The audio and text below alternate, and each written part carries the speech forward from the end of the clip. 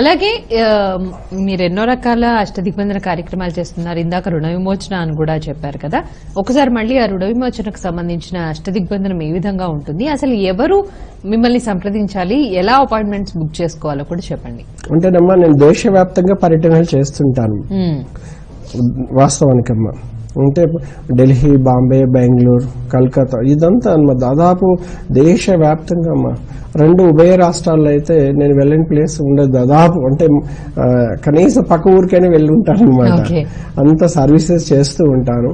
ప్రధానంగా మా అపాయింట్మెంట్స్ ఎవరికి ఇస్తానంటేనమ్మా అమావాస్య పౌర్ణమి ముందు గడియల్లో బాగా ఇబ్బందిగా ఉండే వాళ్ళకు, అంటే రుణ విమోచన అష్టదిగ్బంధన అంటేనమ్మా ఆర్థిక పరమైన బాధలు ఇక తట్టుకోలేకపోతూ ఉంటారు చూడండి అమ్మ.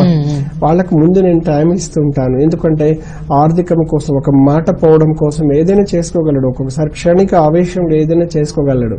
అలాంటి వాళ్ళని కాపాడాలని ఒక లక్ష్యం నాకు ఉన్నది, ఒక సాధన ఉన్నది. అలా కాకుండా అమ్మ అష్టదిగ్బంధనాలు అంటే ఎన్నో రకాల 108 రకాల అష్టదిగ్బంధనాలు ఉంటాయన్నమాట. ప్రధానంగా అమావాస్య పౌర్ణమి గడియలు చేసే కొన్ని సపరేట్ అష్టదిగ్బంధన కార్యక్రమం నేను చేస్తుంటాను. ఎవరికంటేనమ్మా కొంతమంది పిల్లలు ఏంటంటే ఈ రోడ్ యాక్సిడెంట్ లో మిస్ అవ్వడము, దానివలన అదేవిధంగా ప్రమాదాలు రావడము, పిల్లలకు మంచి ఉద్యోగం వచ్చేస్తుంది, కొడుకుకు ఒక ప్రమాదం అయి మిస్ అవ్వడము, అదేవిధంగా పదే కొంతమందికి ప్రమాదాలు అవుతుండడము, పదే అనారోగ్య సమస్యలు. ఎందుకంటే ఈ అమావాస్య పౌర్ణమి గడియల్లో చాలా మందిని పీడిస్తూ ఉంటుందమ్మా. ఎందుకంటే ఆ పవర్ అనేది ఉంటుంది. ఇంట్లో దోషాలు ఉన్నప్పుడు ఇలాంటి గడియల్లో ఏంటంటే వాళ్ళు ఎక్కువగా ఒత్తిడికి గురి అవుతూ ఉంటారనమాట. ఎందుకంటే మీరు చూడండి అమ్మా, అమావాస్య పౌర్ణమి గురించి మనం తెలుసుకోవాలంటే అమావాస్య రోజు ఒక సముద్రాన్ని మీరు చూస్తే మౌనంగా ఉంటుంది. అదే పౌర్ణమి రోజు చూస్తే అలలు వెగిసి పడుతుంటాయి, చంద్రుని తాకాలని చూస్తుంటాయి. ఒక శక్తి అంటే చిన్న ఉదాహరణ చెప్తుంటారు, ఆటుపోటులు అనేది సహజం అనమాట.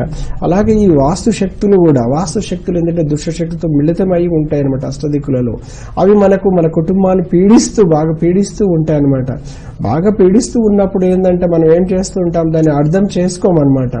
ఎందుకు మన ఇల్లు పీడిస్తుంది, ఎందుకు మనం ఇబ్బంది పడుతున్నాం అనే ఒక మంచి ఆలోచన చేసుకోకుండా సమయాన్ని వృధా చేసుకుంటాము, సంపాదించిన డబ్బుని వృధా చేసుకుంటాము.